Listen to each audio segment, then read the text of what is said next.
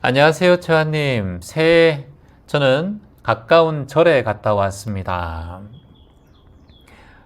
제가 가끔씩 찾아뵙는 절의 스님께서 새해라서 법문을 해주셨어요. 사실 작년 12월 25일에는 교회도 갔다 왔습니다. 목사님의 말씀을 듣고 복음을 함께 말하고 읽으며 연말을 마무리하고 새해에는 또 조용한 절에 가서 스님의 법문도 들었습니다. 이렇게 종교를 초월하고 각자의 자리에서 수행정진하고 있는 저의 모습이 참 좋습니다. 예전에는 어떠한 특정한 종교에 기대고 그리고 집착해서 중도의 마음을 몰랐는데 이제 명상을 만나고 마음 공부를 만나니까 종교가 다 하나구나라는 생각이 들었습니다. 다 같이 추구하는 목적은 하나였습니다. 그것을 깨닫고 이제 종교를 초월하고 명상과 마음 공부를 통해서 새로운 새해의 희망을 만들려고 합니다. 그런데 어제 스님께서 이런 말씀을 하셨어요. 새해가 되면 이 마음을 내야 한다. 그 마음이 무엇이냐 하면 출리심이다. 이렇게 말씀하셨어요. 그래서 집에 와서 검색도 해봤는데 아직까지 어려운 단어라 제가 이해가 잘 되지 않더라고요. 그래서 채화님은 쉽게 말씀해 주시니까 도움을 주시기 바랍니다. 새해가 되셔서 절에 가셨다. 그리고 또 연말에는 교회를 가셨다. 아주 잘하셨습니다.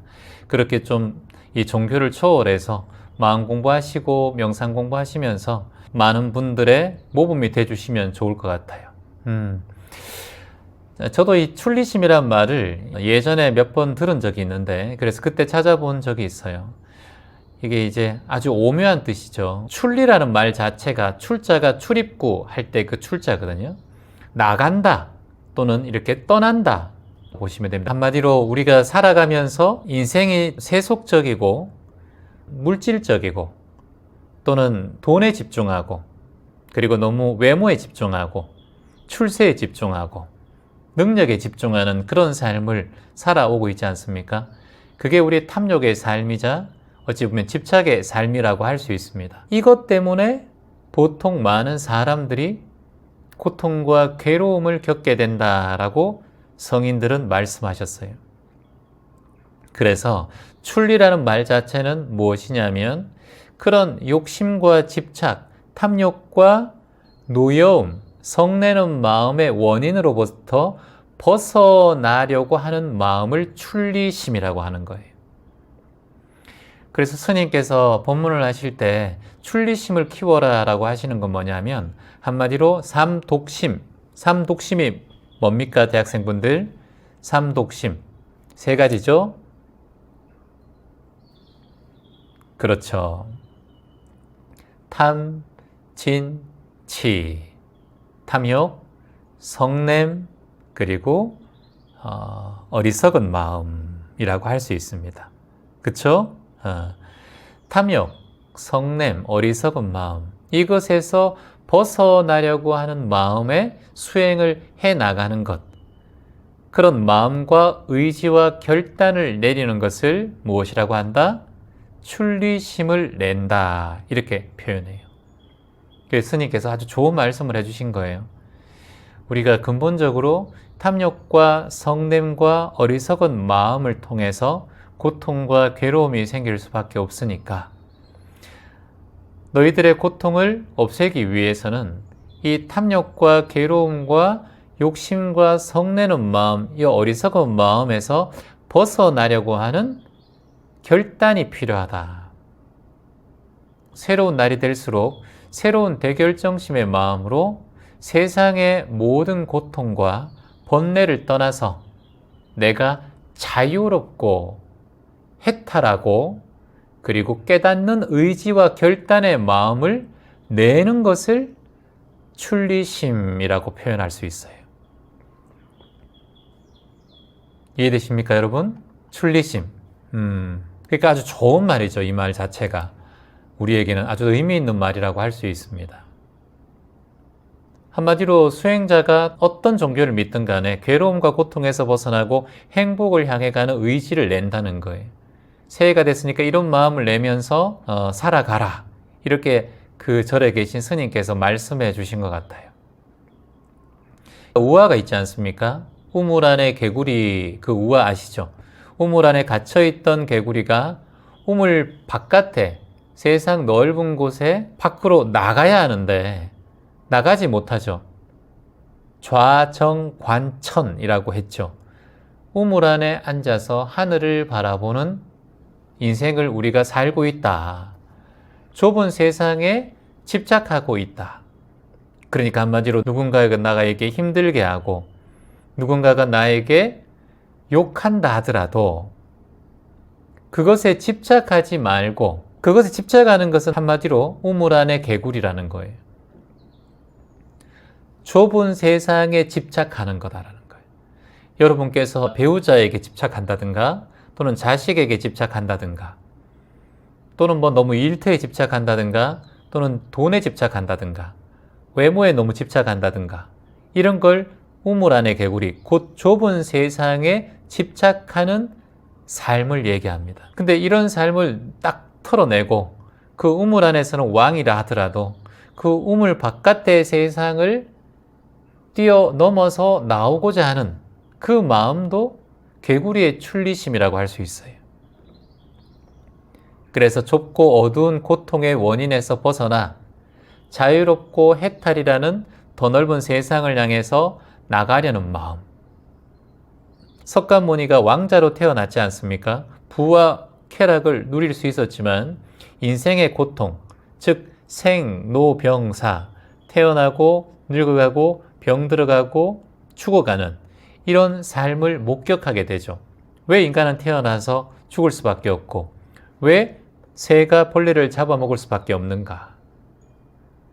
여기서부터 고통이 시작되는구나 라고 생각하고 이것을 벗어나고 이것에서 멀어지기 위해서, 해탈하기 위해서, 자유롭기 위해서 결국은 선택한 것이 수행자가 되고 출가하는 결심을 가집니다.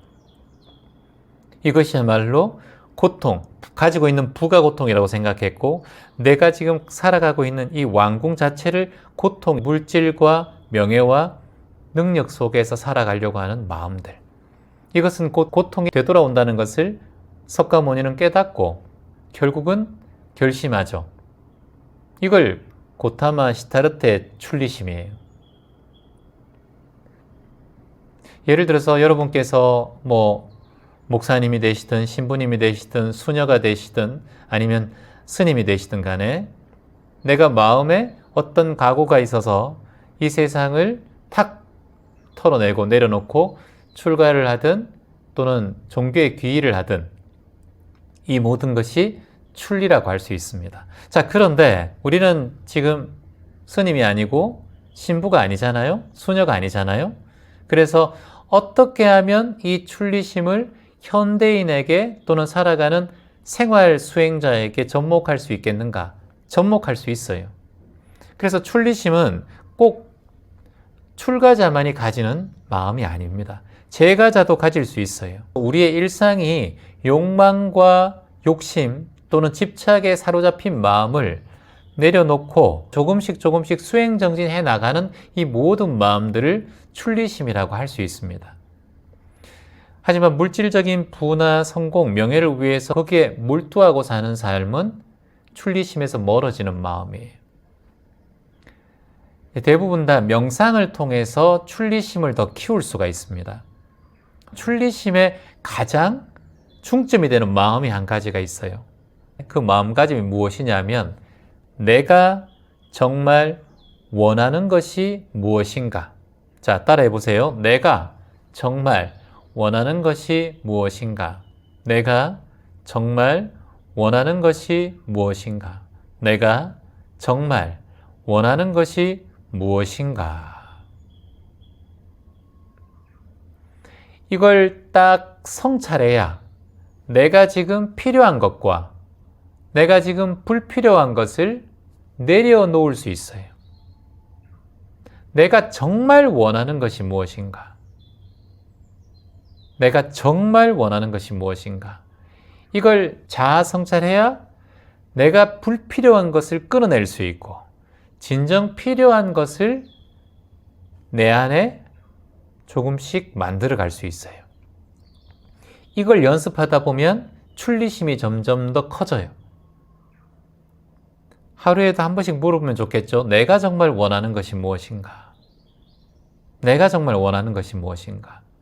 그리고 출리심의 기본적으로 여러분들께서 가져야 되는 마음은 무엇이냐면 출리심 자체가 고통에서 벗어나 진정한 자유와 평화를 향해서 출발하는 마음이에요. 그래서 우리의 마음의 평온으로 가는 가장 첫 번째 단추라고 할 수 있습니다. 이런 화근을 하셔야 돼요. 출리심을 키우기 위해서는 이런 화근을 하셔야 됩니다. 잘 안 돼요. 이런 출리심이 커지는 게 잘 안 돼요. 그래서 이런 화근들 여러분들 한번 도움을 받으시면 좋을 것 같아요. 따라해 봅니다. 나는 집착에서 벗어나 자유로워질 준비가 되어 있다. 이 말이 중요해요. 깨달을 준비가 되어 있고 해탈할 준비가 되어 있고 자유로울 준비가 되려면 가장 먼저 선두에 둬야 할 것이 무엇이냐면 내 마음의 집착에서 벗어나는 거예요. 내가 진짜 원하는 것이 무엇인가라는 것을 잠시 전에 말씀드렸어요. 왜냐? 내 마음의 집착을 알아야 되거든요. 내 마음의 집착을 알아야 그 마음의 집착에서 벗어날 거 아니에요. 이게 벗어나야 출리심이라는 게 발생이 돼요. 그러니까 자유로워질 수 있거든요. 그래서 이런 화근을 하는 거예요. 나는 내 마음의 집착에서 벗어나 자유로워질 준비가 되어 있다. 이렇게 본인에게 명령하셔야 돼요. 그리고 두 번째, 이런 화근을 해봅니다. 모든 것은 지나간다. 모든 것은 지나간다. 그러니 지금 이 순간에 머물겠다. 모든 것은 지나간다. 그러니 지금 이 순간에 머물겠다. 이렇게 말씀하셔야 돼요. 모든 것은 지나가는 것을 확실히 알고 이 지나가는 것을 부여잡고 눈물을 흘리고 고통스러워하지 않겠다. 이게 이제 인연에 대한 거죠. 떠나갈 사람 잡지 말고. 이런 말에 포함이 되어 있는 거예요. 왜냐? 사람에 대한 관계에 대한 집착이 우리 인간에게는 출리심을 방해하는 마음이거든요. 사람에게 집착하는 마음이 큰 사람일수록 출리심에 방해가 되기 때문에. 그리고 세 번째 화건, 나는 번뇌를 내려놓고 진정한 평온을 향해 나간다. 나는 번뇌를 내려놓고 진정한 평온을 향해 나아간다. 나는 번뇌를 내려놓고 진정한 평온을 향해 나아간다. 이 말들을 반복하고 또 반복하시기를 바랍니다. 그래야 이 출리심이 키워질 수 있어요. 우리가 한번 들었다고 해서 출리심을 마음속에 흡수하기는 참 힘듭니다. 지금까지 살아온 습이 있기 때문에. 그래서 이런 말을 자꾸 하고 되뇌이는 것만으로도 마음의 본래에 있는 그 출리심의 힘이 점점 더 커져갈 것입니다. 고맙습니다. 안녕하세요, 최환님. 반갑습니다. 제가 최근에 감정과 분노가 잘 멈추지 않아서 너무 고통스럽습니다. 저에게 악행을 하는 사람이 있는데 그 사람에게 저도 똑같이 하고 싶어요. 그리고 복수를 하고 싶은 마음이 너무나 큽니다. 왜 저만 참아야 하고 마음 공부를 하다 보면 저만 왜 알아차려야 하고 저만 깨어 있어야 합니까? 상대방은 저에게 이렇게 고통을 주고 있는데도 왜 저만 마음 공부를 해야 하고 참아야 하고 알아차려야 합니까? 불공평합니다. 마음 공부를 만난 죄입니까? 이럴 때는 마음 공부하는 제가 너무 미워요. 정말 저도 못됐게 그 인간에게 복수하고 싶은 마음이 너무나 많습니다. 이럴 때는 어떻게 해야 할까요? 마음 공부 3년차 대학생입니다. 이렇게 적어주셨어요. 이 마음도 충분히 이해되죠, 여러분? 마음 공부하다 보면 저 인간은 저렇게 못됐게 살아도 잘 살아가고 하는데 나는 저 인간을 용서해야 되고 오히려 저 인간까지 아껴야 되고 사랑해야 되고 그런 마음을 내야 될까 이런 생각을 하게 됩니다. 이게 마음 공부의 또 딜레마이기도 하죠. 법구경에 보면 이런 일화가 나옵니다. 감정과 분노에 대한 그런 일화가 있어요. 붓다에게 제자가 질문을 합니다. 감정과 분노가 너무나 일어나서 복수하고 싶고 이런 마음이 일어날 때 붓다시여 어떻게 우리가 대처해야 됩니까? 라는 그런 질문이 있어요. 그때 이제 붓다께서 이렇게 얘기를 해요. 악성이란 말을 쓰는데 악성에 대한 대응이라고 표현해요. 그러니까 악한 성질에 대한 대응. 우리가 사람을 만나면 악행을 하는 사람들, 악한 말을 하는 사람들, 이간질하는 사람들, 거짓말하는 사람들, 그리고 시기 질투하는 사람들, 이런 사람을 악성의 공격이라고 표현했어요. 그래서 붓다께서는 이렇게 말씀하셨습니다. 악성에 대응하기 위해서 악성을 똑같이 대응을 하면 악성은 불꽃과 같아서 불과 불이 만나면 어떻게 되겠느냐. 불과 불이 만나면 여러분 어떻게 됩니까? 더 큰 불이 되죠. 불난 집에 석유를 뿌리는 거하고 똑같아요. 그래서 악성과 악성이 만나면 불꽃과 불꽃이 만나는 것과 같으니 큰 불꽃이 생기기 마련이다. 이렇게 얘기해요. 하지만 악성인 불꽃을 만났을 때 물로 끄듯이 그것을 대응하면, 선한 마음으로 대응을 하면 그 악성의 불꽃이 마침내 꺼진다. 시간이 걸린다는 거예요. 시간. 즉석에서 어떻게 팍 끝나고 불꽃으로 사라지는 것이 아니라 시간이 걸린다는 거예요. 분노가 계속 악순환한다. 내 분노든 누구의 분노든 지금 질문자가 해주신 어떤 분노가 반복되는 상황에 분노로 응답하게 되면 그 상황이 점점 더 악화될 수밖에 없다라는 가르침이에요. 그러면 가장 중요한 건 평온한 마음과 지혜로운 마음으로 대응한 건데 이게 쉽지 않잖아요. 그게 말로 쉬우면 좋은데, 그러면 이제 한 가지 팁이 있는데 이 사람의 악성의 감정이 내가 해체해서 바라보는 마음이 필요해요. 우리 금세 악성이 같이 올라와요. 같이 올라오는데 저게 악성인가, 그리고 저게 선한 마음인가, 선성인가 라고 지켜보는 거, 이게 중요하다는 거예요. 그리고 또 하나 말씀드리면 수타니파타에도 분노를 다스리는 법에 대한 얘기가 있어요. 여러 번 분노가 올라오고 그리고 화가 올라올 때마다 감정에 대한 다스림에 대한 내용이 수타니파타에 나오는데 그 중에 하나가 분노는 눈에 보이지 않는다는 거예요. 분노는 눈에 보이지 않는다. 하지만 마음속에서 불을 일으킨다. 그러므로 그 불을 다스리는 자가 불의 주인이 되는 진정한 승리다라고 하거든요. 그 불을 다스릴 줄 알아야 된다는 거예요. 우리가 무인도에 있는데 불을 피울 수 있는 장작은 얼마 안 돼. 그리고 성냥개비는 몇 개 안 돼. 불을 계속해서 조금씩 다스려 가야 오랫동안 그 무인도에서 불을 지킬 수 있을 거예요. 한순간에 땔감을 다 떼버리면 그 무인도에서는 죽음밖에 없어요.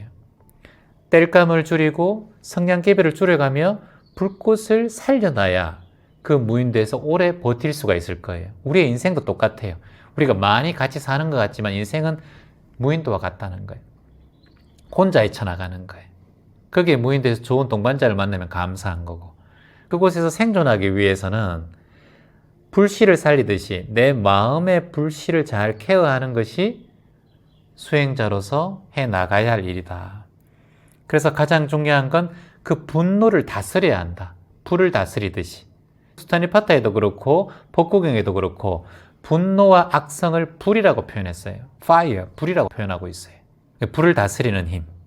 한꺼번에 불을 떼서도 안 되고, 그리고 한꺼번에 불을 꺼줘서도 안 되고, 계속해서 이어나가는 거예요. 이게 뭐다? 한마디로 정진이라는 거예요. 이어나가는 정진. 수행정진도 하다가 그만두면 불이 꺼지고 다시 피우는 거예요. 그러니까 더 하기 힘든 거예요. 오늘 질문자분이 계셨잖아요. 100일 수행도 하고 했는데 하다가 보니 자꾸 멈추게 돼요. 멈추고 하니까 또 잘 안 하게 돼요. 이게 뭐예요? 불을 한번 꺼트리는 거예요. 그러니까 불의 소중함을 잃어버리고 불을 피울 수 있는 기술들도 점점 더 사라지는 거예요. 그래서 중도심을 가지고 계속해서 작은 불씨를 유지하는 일, 그게 필요하다. 한꺼번에 많이 피우는 게 중요한 게 아니라. 또 하나 감정이 필요한데 따라해봅니다. 분노는 실제로 존재하지 않는다.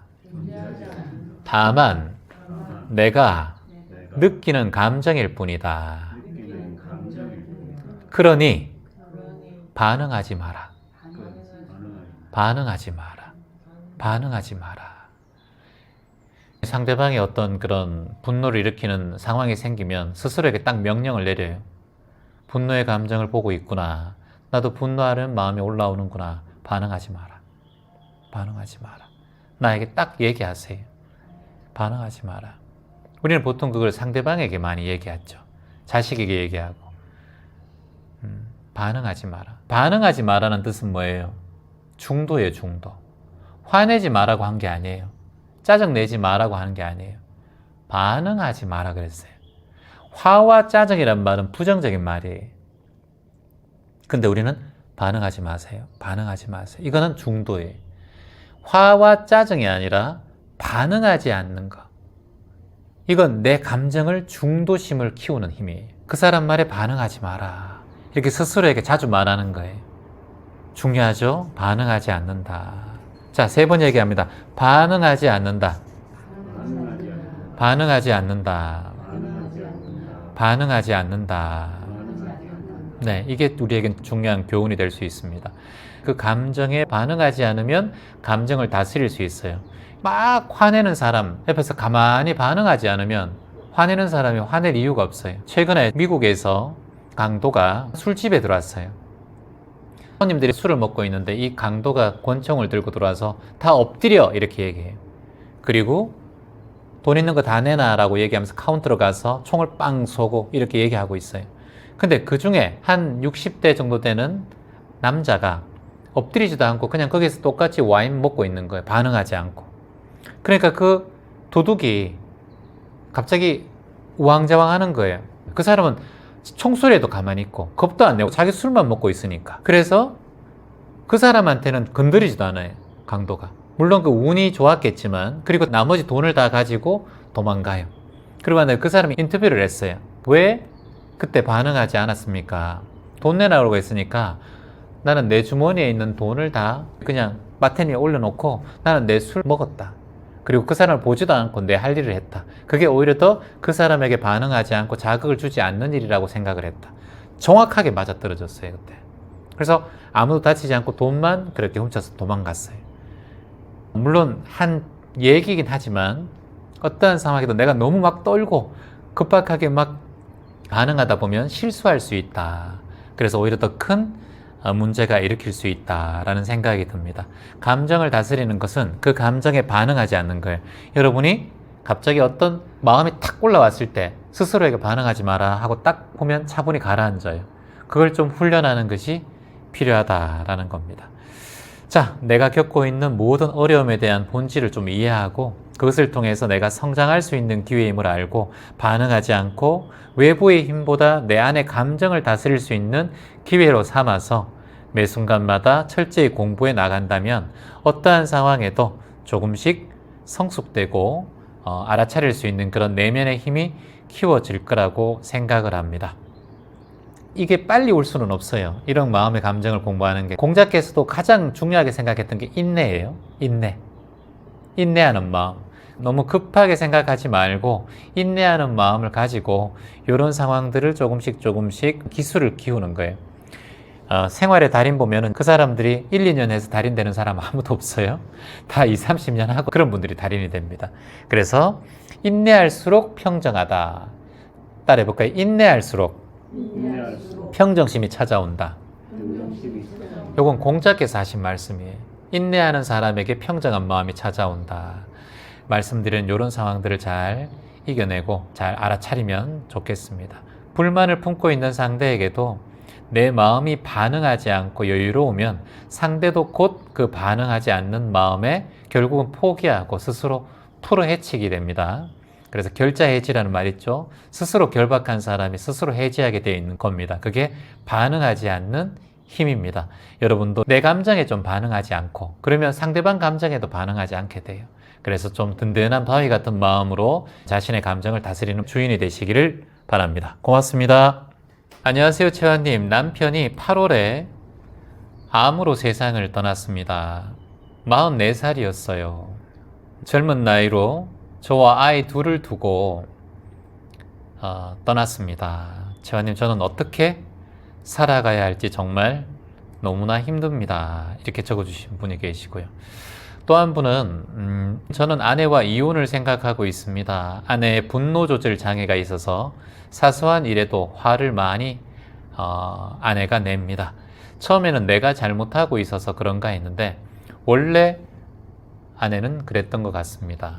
불안과 초조하면서 정말 많은 일들이 생깁니다. 저는 어찌해야 될까요? 제일 고통스러운 건 아이들의 슬픈 눈이 계속 아른거립니다. 이렇게 적으셨어요. 아내와의 이혼을 생각하고 있는 이 남편분이 또 질문을 해주셨습니다.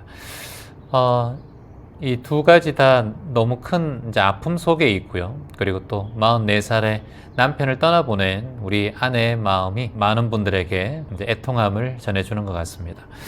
두 분 다 이제 마음 속에 있는 고통과 고민을 적어주셨고 그 고통과 고민을 이곳에 계신 많은 분들이 깊이 이해하고 있을 듯 합니다. 가정 속에 갈등이 생기고 아이가 있다면 그 갈등은 더 큰 갈등으로 다가올 거라고 생각합니다.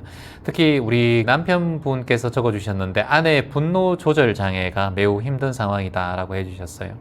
남편과 사별하신 분도 지금 불안과 초조 속에서 많은 일이 얽히고 설키고 있다고 해서 이런 것들을 어떻게 해결해 나가야 될지 막막한 마음으로 이 질문과 귀점 영상에 댓글을 남겨주셨을 거라고 봅니다. 하지만 이제 가장 중요한 것은 남편을 떠나보내는 일 또는 지금 아내와 이혼하는 일, 가장 먼저 생각해야 되는 건 그 누구도 아니고 본인의 마음을 가장 먼저 돌아보셔야 됩니다. 어떤 마음을 돌아보느냐 하면 내가 어느 감정에 많이 치우쳐 있는가, 이걸 깊이 들여다보셔야 되는데 내가 지금 이 감정 중에서 자식에 대한 감정인가, 이혼했을 때 여러 가지 법적인 문제에 대한 감정인가, 또 우리 앞에 남편을 먼저 사별하고 적어주신 분은 남편을 떠나보내고 내가 어떻게 살 것에 대한 그런 두려움에 대한 관점인가, 아니면 자식을 어떻게 키울 것인가에 대한 그 관점인가, 아니면 내 남편이 불쌍해서 이런 관점인가, 어떤 관점에 따라서 감정이 일어나거든요. 그래서 오늘부터 저는 좀 추천하고 싶은 거는 그 감정들을 메모지에 또는 휴대폰에 하나하나 작게 적어 놔봐요. 감정일기라고 표현하는데 에이 그거 뭐 도움 되겠어 이렇게 생각하시는 분들 계시지만 아닙니다.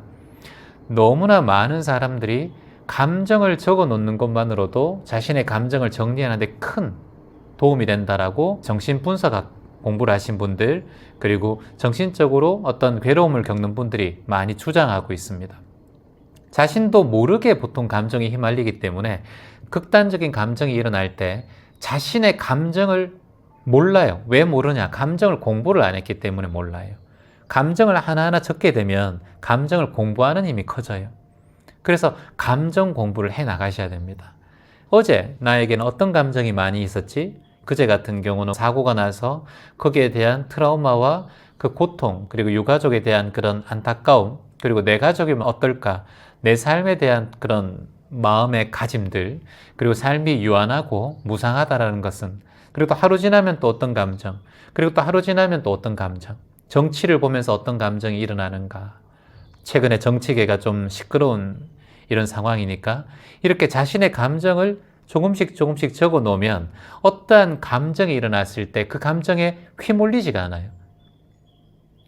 휘몰린다는 것은 감정에 대해서 공부를 안 한 상태거든요. 그리고 스스로 삶을 마감하는 그런 상황도 감정에 휘말려서 일어나는 경우가 많습니다. 감정에 공부를 하다 보면 두 번째로 어떤 게 보이냐면 감정의 흐름이 보여요. 흐름.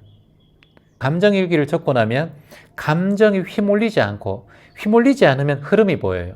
자, 예를 들어서 여러분 한강에 가면 한강에 물이 굉장히 많아서 모든 걸 다 잠수교도 다 넘겨버릴 때가 있어요. 그럴 때는 잠수교도 보이지 않고 한강에 물길이 보이지 않아요. 근데 물이 적당할 때는 물길도 보이고 길도 보이고 화초도 보이고 어떤 이 초록색도 보이고 가지도 보이고 나무도 보이고 해요. 비가 많이 오면 그 길이 다 사라져 버립니다.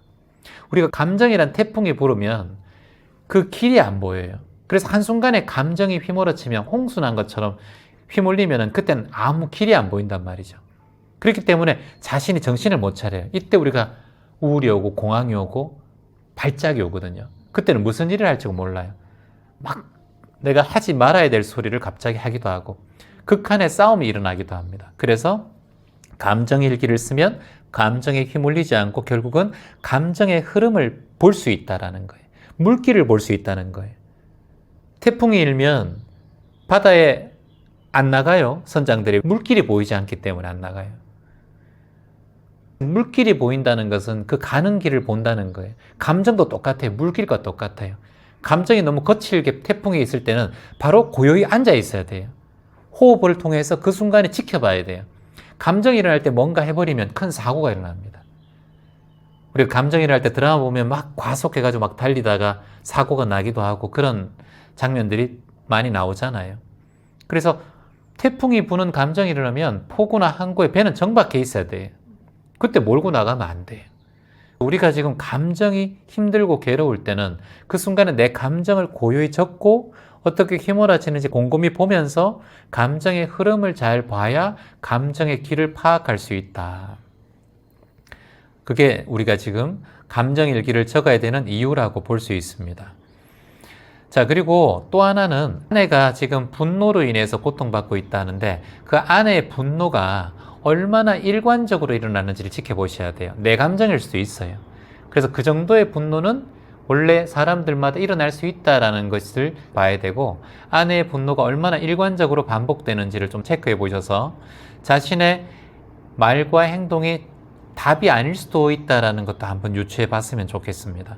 그리고 이 감정이란 게 해결될 수 있는 것과 해결될 수 없는 게 있어요. 이게 이제 외부적인 해결, 두 번째는 내면적인 해결이라고 보는데 일단은 아이가 있기 때문에 부모로서 큰 감정이 일어난다 하더라도 아이의 입장에서 생각해서 부모로서 책임감을 가지고 조금 진정해 주는 게 중요하겠죠. 근데 아이들한테 걱정하지 마 이렇게 얘기하시면 안 되고요. 아이들을 진정시킬 수 있는 가장 필요 조건은 같이 함께 말해 봅니다. 부모의 마음의 안정. 부모 마음의 안정. 이혼을 하든 뭐 별거를 하든 어떠한 상황에도 부모의 마음의 안정이 있으면 그 아이들은 잘 자라요. 집안을 지키면서 그 가족을 지키면서 살아도 서로 부모가 계속 싸우는 상황에서 만나면 그 아이들은 오히려 더 상처가 더 커요. 그래서 가장 중요한 건 이혼을 하든 별거를 하든 같이 살든 간에 부모 마음의 안정이 가장 중요하다. 그러려면 부모가 자신의 감정을 먼저 돌보셔야 돼요. 아이를 잘 돌보기 위해서는 내 마음을 먼저 잘 돌봐야 돼요. 그래 아이에게 갈 수 있어요. 내 감정을 먼저 잘 돌보고 내 마음을 잘 가라앉히고 명상을 통해서 마음의 중심을 잡아가고 중도심을 잡아가는 게 가장 중요하다. 그리고 같이 함께 따라 해봅니다. 내 마음이 평온해지면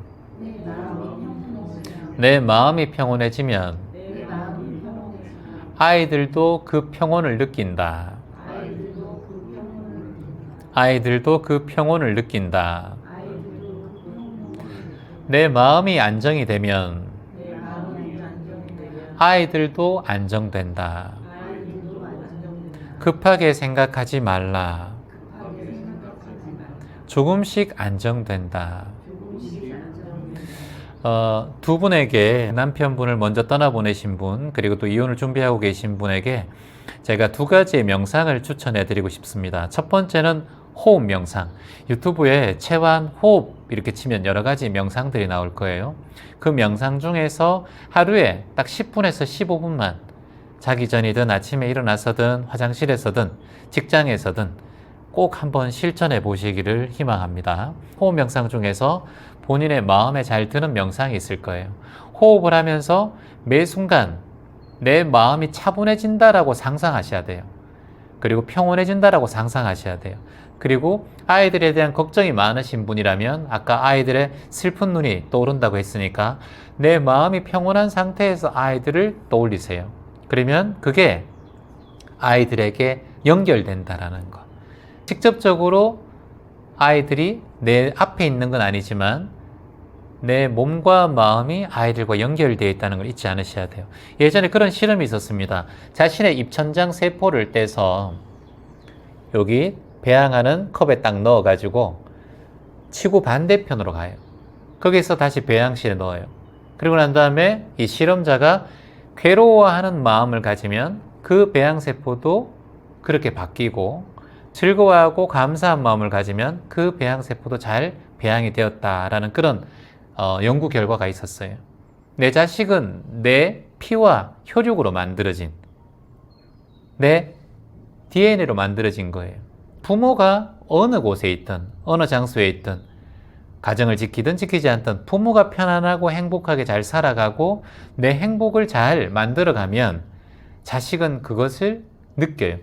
20살이 넘으면 자식은 인연을 끊는 게 가장 좋고, 아이가 스스로 삶을, 아들이 딸이 잘 살아가게끔 하는 게 부모의 할 일이에요. 다만 부모라는 것보다 자식에 대한 조력자, 조언자, 그리고 든든한 옆에 있는 인생 친구처럼 생각하면서 자식을 배려하는 게 가장 좋다라는 걸 다시 한번 말씀드립니다. 자, 두 번째, 첫 번째는 호흡 명상이었고, 순간순간 호흡하면서 내 마음을 느끼고, 그리고 마음이 계속 괴롭다면, 아들 때문에 괴롭다면 아이들의 마음을 느낀다 생각하면서 미소를 지어주는 수행정진을 계속해 나가면 좋습니다. 그런 마음이 전혀 안 드시는 분들은 자기가 행복하게 사는 게 가장 좋아요. 자, 두 번째, 감정 풀어내기 명상. 감정 풀어내기 명상. 이게 뭐냐면, 내가 지금 남편으로부터 또는 지금 이혼을 준비하고 있는 아내로부터 감정이 많이 쌓여 있어요. 이 실타래를 푸는 게 중요합니다. 그래서 가능하면 감정을 해체하고 풀어내는 것은 천천히 시작하셔야 돼요. 이 천천히 시작하는 것에 가장 중요한 마음가짐이 하나 있어요. 다 같이 말해볼까요? 따뜻한 마음가짐. 어떤 상황을 보더라도 내 감정을 따뜻하게 느끼는 거예요. 그러면 태양을 느끼면 좋겠죠? 태양을 보면서 내 마음을 따뜻하게 가지는 거예요. 나쁜 마음, 못된 마음, 해치려고 하는 마음을 차가운 마음이라고 해요. 응? 차가운 마음이라고 해요. 독한 마음이라고 해요. 그래서 이 차가운 마음은 사람을 병들게 하고 힘들게 해요. 반면에 따뜻한 마음을 자주 가지면 나눔을 하고 봉사를 하고 사람을 돌봐요.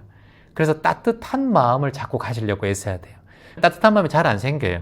그래서 가능하면 호흡을 들이마실 때 태양을 생각하고 평온한 마음, 따뜻한 마음을 그리는 거예요. 그러면 내 마음도 어느새 따뜻함이 생겨요. 신기해요, 여러분.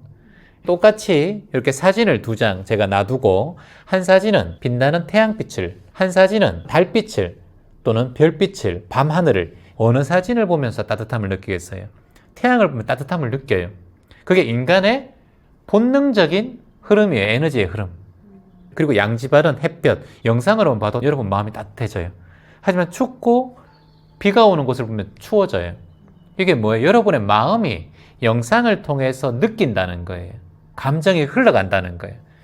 여러분이 그림만 보고 영화만 보고 사진만 봐도 그렇게 느끼는데, 그걸 이미지 트레이닝이라고 하는데, 상상한다든가 이걸 심상화라고 하거든요. 시각화한다면 어떻겠어요? 훨씬 더 강해요. 여러분 지금 입안에 레몬이 한가득 있다 생각해 보세요.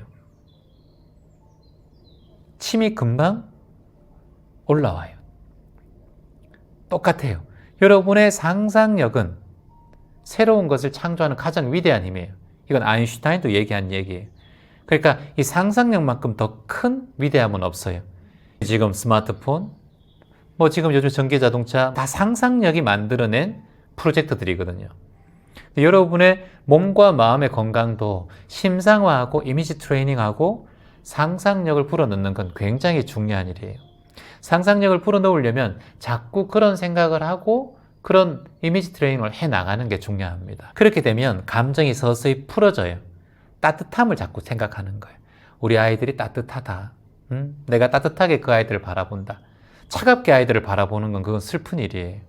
따뜻하게 바라본다. 모든 사물들을 따뜻하게 바라본다. 따뜻함의 첫 번째는 긍정이에요.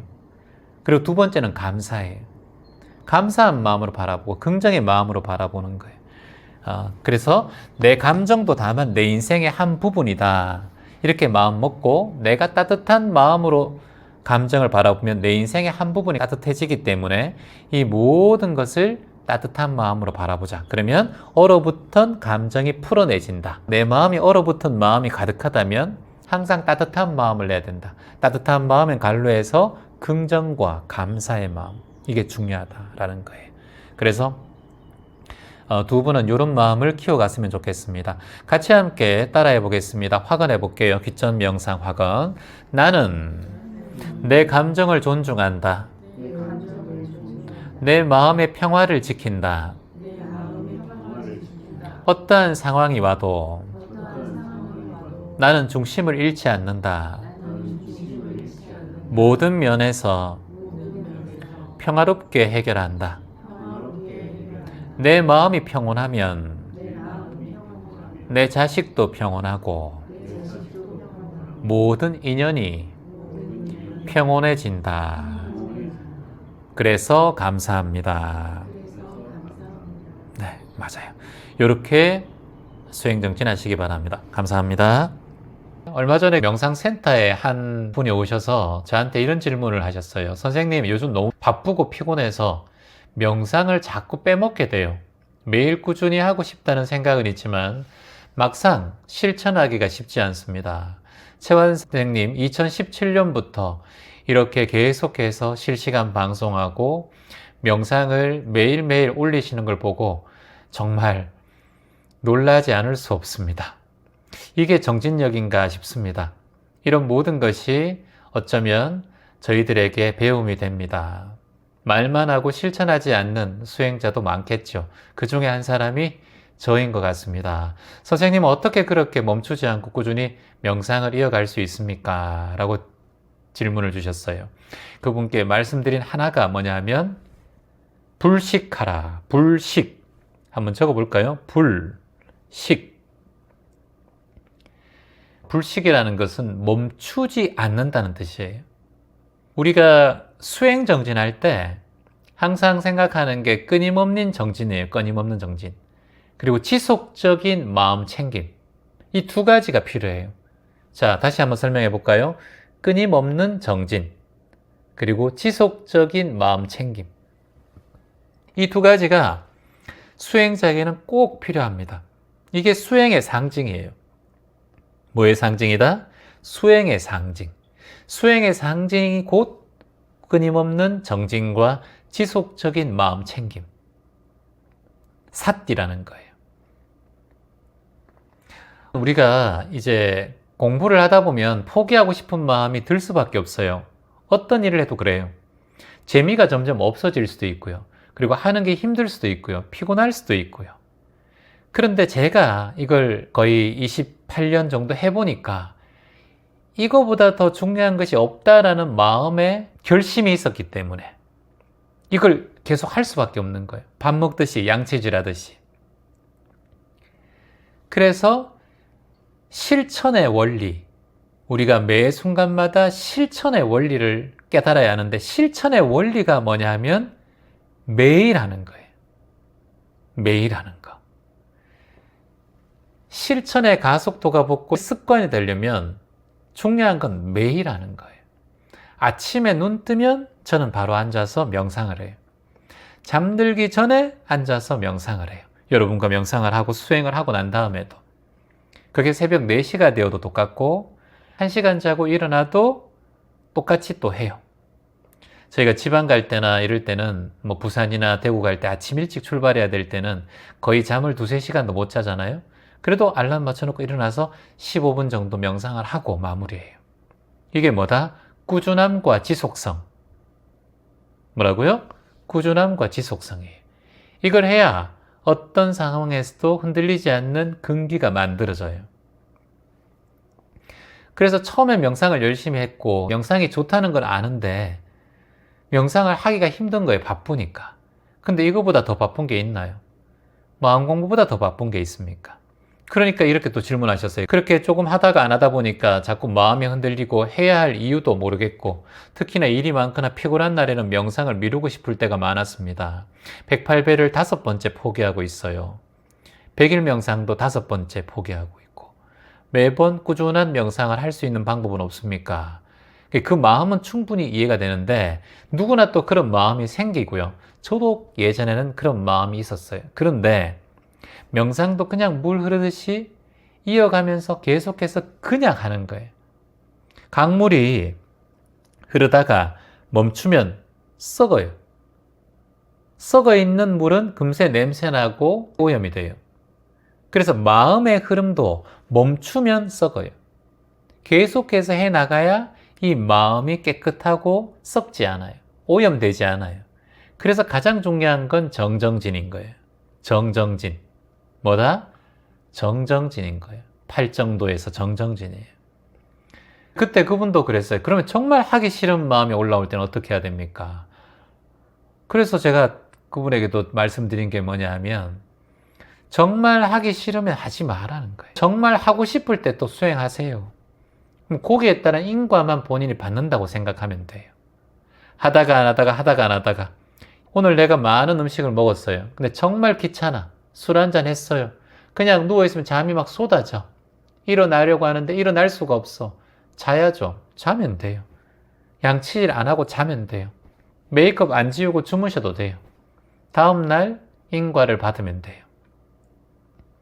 그런데 나는 그런 상황에서도 양치를 해야 되고 메이크업을 지우고 얼굴을 씻어야 된다는 분들은 꼭 씻어요. 그게 정진력의 차이입니다. 그래서 불식이라는 거예요. 불식. 멈추지 않아야 돼요. 가장 중요한 건 멈추지 않는 거예요. 큰 산을 이루려면 흙덩이가 필요하고 돌멩이가 필요하고 바위가 필요해요. 매일매일 작은 노력이 쌓여야 산을 만들 수가 있어요.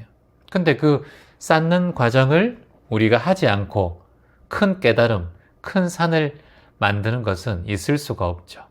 그러니까 아주 작은 시간이라도 매일매일 이어가는 것이 중요하다. 흐름을 멈추지 않는 것이 중요하다. 이게 불식의 가르침이에요. 멈추지 않은 것. 사람들이 명상을 조금 하고 내 몸이 낫기를 원하고 조금 하고 내 자식, 내 가정이 다 잘 되길 바래요. 이게 뭐다? 빠른 성과를 바라는 욕심이라는 거예요. 그게 안 되면 자꾸 정체되는 것 같고 본인이 원하는 원이 이루어지지 않으니까 꾸준히 하고 싶은 마음이 사라지는 거예요. 그게 욕심이고 집착이죠. 옛날에 유명한 이제 보살이 한 명 있었는데 그 보살이 이제 새벽 4시가 되면 기도원에 가서 명상과 기도를 하는 거예요. 근데 어느 날 비가 너무 많이 오고 날씨가 추우니까 이 보살이 가기가 싫은 거예요. 그래서 늦잠을 자고 싶다는 생각이 올라온 거예요. 이 보살이 그래도 정진력이 있는 분이에요. 딱 누워있다가 코로 깊게 숨을 탁 들이마시고 이렇게 딱 얘기합니다. 오늘 내가 쉴 이유를 찾는다면 내일도 쉴 이유를 찾겠지. 이게 깨달음이에요. 이게 미래를 보는 마음이에요. 오늘이 내일과 연결된다는 걸 아는 게 깨달음이에요. 오늘 내가 화를 내면 내일도 화낼 확률이 높다는 게 깨달음이고 오늘 내가 쉴 마음을 내면 내일도 쉴 마음을 낼 확률이 높다는 게 깨달음이에요. 그래서 나중에 큰 깨달음을 얻게 돼요. 이 보살이. 작은 노력이 쌓여서 산을 이루고 작은 물방울 하나가 쌓여서 강을 이루고 바다를 이루어 가듯이 불식의 힘, 멈추지 않는 힘이 마음의 게으름을 타파할 수 있어요. 그런데 멈추지 않는 힘이 마음의 게으름을 타파할 수 있는데 멈춰버리면 마음의 게으름을 타파하기가 힘들어요. 여러분 이 얘기 합니까? 한번 적어볼까요? 우, 공, 이, 산. 우공이산. 우공이라고 하는 이가 산을 옮기려고 하는데 한 삽 하나씩 하나씩 옮기고 누가 그걸 옮기겠노 이렇게 하지만 이 끊이지 않는 우직한 노인은 결국은 산을 옮기고 만다라는 내용이에요. 이게 무서운 집념이죠. 이게 불식의 정신인 거예요. 물방울 하나가 뭐라 그럽니까 여러분? 낙숫물이 바위를 뚫듯이 수없이 많은 물방울 한 방울 한 방울이 결국은 바위를 뚫는다. 이게 이제 수적천석 불식처럼 멈추지 않고 자꾸 떨어지고 떨어지고 지속적으로 물이 떨어지면 결국은 돌을 뚫는다. 자, 확언 한번 해보겠습니다. 지금 우리 질문 주신 분에게 이렇게 확언하면 좋을 것 같습니다. 나는 멈추지 않는다. 나는 멈추지 않는다. 작은 노력도 이어간다. 작은 노력도 이어간다. 꾸준한 정진으로 나아간다. 꾸준한 정진으로 나아간다. 나는 오늘도 쉬지 않는다. 나는 오늘도 쉬지 않는다. 내 마음의 강을 매일매일 흐르게 한다. 멈추면 썩어요. 내 마음의 강을 매일매일 흐르게 한다. 이렇게 마음 내면 좋을 것 같습니다. 불식의 삶, 꾸준함과 지속성, 이걸 꼭 기억해서 나아가시기를 희망합니다. 고맙습니다. 안녕하세요, 채화님. 깨달음이란 무엇입니까? 도대체 그 특별한 경험이나 순간들이 있는지요? 저도 누군가처럼 번뜩 눈 뜰 수 있는 그런 깨달음이 있었으면 합니다. 채화님의 경험을 말씀해 주시면 좋겠습니다. 깨달음이란 특별한 경험이 아닙니다. 뭐라고요? 깨달음이란 특별한 경험이 아닙니다. 깨닫는 사람들이 공통적으로 가지는 마음가짐이 하나 있다고 생각하라는데요. 혹시나 여러분들께서 깨달음을 얻고 싶고 또는 깨달은 존재로 살아가고 싶다면 가장 먼저 내어야 하는 마음은 이 마음이라고 봐요. 나는 모른다는 거예요. 나는 모른다.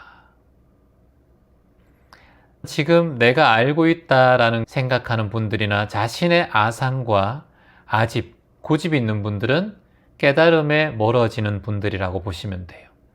나는 아무것도 모릅니다. 모름을 인정할 때 깨달음의 시작이 열린다. 내가 모르는 것을 그대로 받아들이고 모른다는 것을 인정하는 것. 이것이 깨달음의 첫 관문이라고 봅니다. 여러분께서도 깨달음을 얻고 싶다면 이 관문을 꼭 마음속에 기억해야 합니다. 나는 다만 모를 뿐. 그것을 인정한다. 소크라테스도 네 자신을 알라 이런 말씀 하셨잖아요. 그건 뭐다? 내가 나를 모른다라는 의미입니다. 그때부터 우리는 다시 출발할 수가 있어요. 내가 모른다는 것을 아는 것만으로도 이미 깨달음으로 향해 가고 있다라고 볼 수 있어요. 적어볼까요? 단, 지, 불, 회. 난 단지 모를 뿐. 난 단지 모를 뿐. 다만 알 수 없을 뿐. 단지 불회. 나는 그저 모를 뿐이다. 그러니까 배울 수밖에 없고 그리고 수행정진해 나갈 수밖에 없다. 단지 불회. 뒤에도 한번 적어볼까요? 시, 즉, 견성이라. 단지 불회, 시, 즉, 견성. 내가 다만 모른다는 것을 알면 그 자리가 바로 성품이고 견성이다. 만약 알려고 하면 알지 못할 것이요.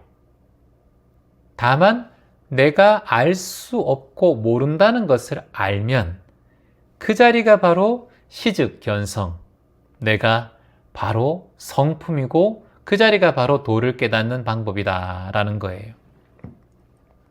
이제 이렇게 말씀드리면 질문하시겠죠. 내가 단지 모른다, 무지하다 라는 것을 아는 게 중요합니까? 이렇게 물을 수가 있겠죠. 우리가 안다라는 착각 속에서 내 아상을 내려놓으면 그 자리가 바로 배움의 터고 성찰의 터예요.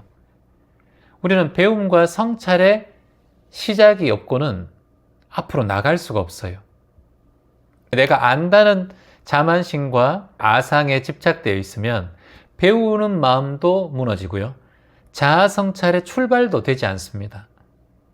내가 알고 있다라고 생각하는 순간 우리는 성장을 멈춰요. 중요한 말이죠. 뭔가 내가 안다라고 생각하는 순간 성장이 멈춰요. 여러분 유명한 스승을 만나러 갔어요. 근데 내가 좀 알아. 나는 알고 있는데 이 사람이 어떻게 말하는지 한번 볼까? 어떻게 대답하는지 한번 볼까? 이렇게 딱 가는 순간 그 상대방에게 배울 점은 아무것도 없어요.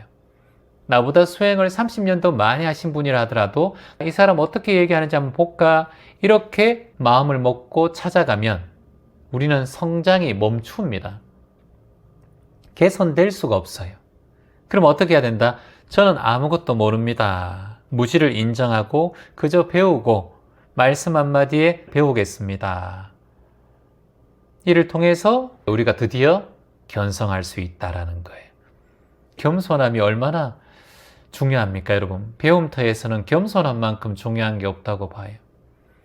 폐지 줍는 할머니한테도 배울 점이 있고, 청소부한테도 배울 점이 있고, 노숙인에게도 배울 점이 있는 거예요. 이 세상에 존재하는 모든 존재들이 우리에게는 스승이고 성자라는 것을 잊지 않으셔야 돼요. 얼마 전에 기점명상센터에 한 청년이 오셨어요. 그분이 30대 정도 됐나? 그분이 이제 많은 경전을 읽었다고 저한테 말씀하셨어요. 그리고 수많은 명상법을 배웠다고도 말씀하셨습니다. 근데 그분이 여전히 마음의 평화를 찾지 못하고 깨달음을 얻지 못했다. 본인은 무엇을 해야 될까요? 라고 저한테 여쭤보셨는데 제가 그분을 곰곰이 바라보고 있다가 말 한마디를 건넸습니다. 지금 알고 싶은 거, 본인이 정말 알고 싶은 게 무엇인지 한번 얘기해 보세요.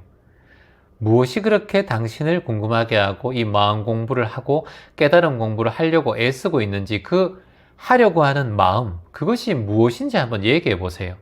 깨달음을 얻고자 하는 그건 내려놓고 도대체 왜 깨달음을 얻으려고 하고 왜 이 공부를 하고 있는지 한번 말씀해 보세요 라고 하니까 그분께서 이제 머뭇머뭇 하더라고요. 스스로가 이렇게 집착하는 것도 알고 있다라고 하시더라고요. 그리고 자신이 공부한 것에 대해서도 꾸준하게 이렇게 하고 있다라고 저한테 말씀하시더라고요. 그래서 제가 그분에게 이렇게 말했어요. 지금 본인은 저에게 말씀하고 있지만 제대로 알고 있는 것이 아니라 스스로에 갇혀 그것을 아는 척 하고 있는 것일 뿐입니다. 라고 말씀드렸어요. 본인이 그것에 대한 아는 척을 하고 있다라는 거예요. 그게 무슨 말씀인가요, 재환님? 진정한 깨달음은 내가 지금 아무것도 모른다 라고 인정하는 데서 시작된다. 진정 뭔가 배우고 싶고 눈을 뜨고 싶고 공부하고 싶으면 내가 지금 알고 있는 것조차 나는 아무것도 모릅니다 라고 얘기할 정도로 하심하고 배울 마음에 준비가 되어 있어야 눈을 뜰 수가 있다. 단지 불회라는 거예요. 다만 모를 뿐이다. 시즉 견성이다. 바로 견성할 수 있다.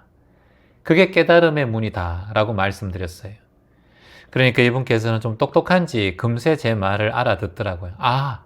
자신이 뭔가 찾으려고 하는 마음에 갇혀 있었다. 이렇게 많이 돌아다니면서 항상 많은 책을 보면서 뭔가 얻으려고 했다. 얻으려고 하지 마라. 지금부터 하나의 질문을 해라. 나는 무엇을 모르는가? 나는 그리고 무엇을 아는가? 여기에 두 가지만 화두를 한번 잡아보세요. 나는 무엇을 모르는가? 나는 지금 무엇을 아는가? 다른 거 생각하지 말고 거기에 대한 답을 찾으려고 하지 말고 이 질문만 스스로에게 100일 동안 한번 던져보세요 라고 말씀드렸어요.